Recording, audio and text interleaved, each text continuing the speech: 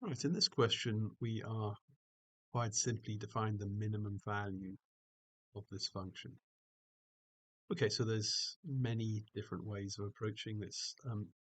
It is worth understanding that this is a parabola in factored form. So in factored form, we can see what the um, x-intercepts would be. So what we're looking at here um, is a parabola. It's a positive parabola. It's got an x-intercept at 4 and one at minus 12. So it's going to look like this, just as a sketch. Sketch doesn't have to be absolutely accurate, just has to be more or less consistent with itself.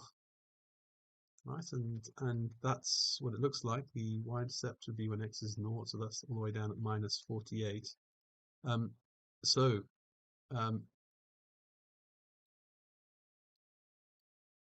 that is the graph. Um, so uh, if you were to look at this graph, you'd be able to write off um, B, C, and D straight away as the minimum values, and that the only possible answer could be minus 64.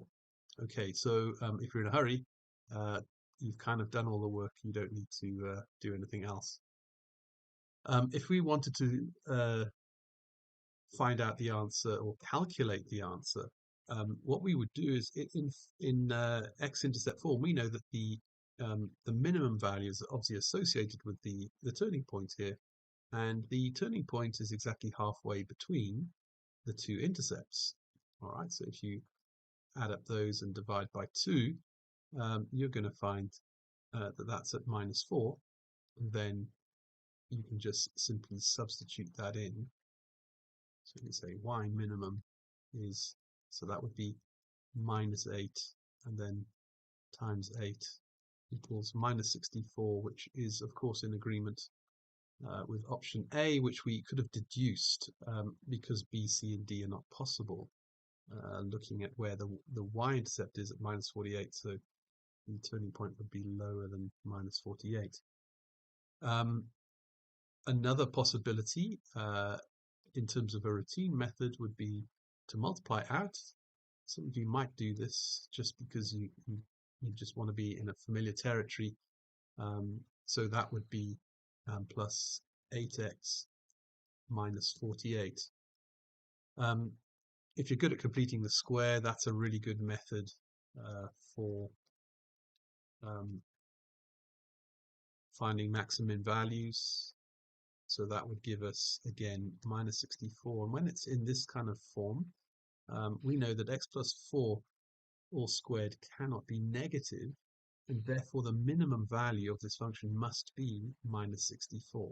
Again, in agreement with previously. And then some of you might multiply this out, and then you might have learned a turning point formula. You might have learned that x equals minus b over 2a.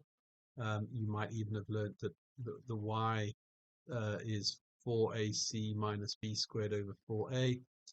If you were to use that, you'd get 4 times 1 times c is minus 48 minus b squared would be 64 all over 4a, and that in turn would also give you minus 64.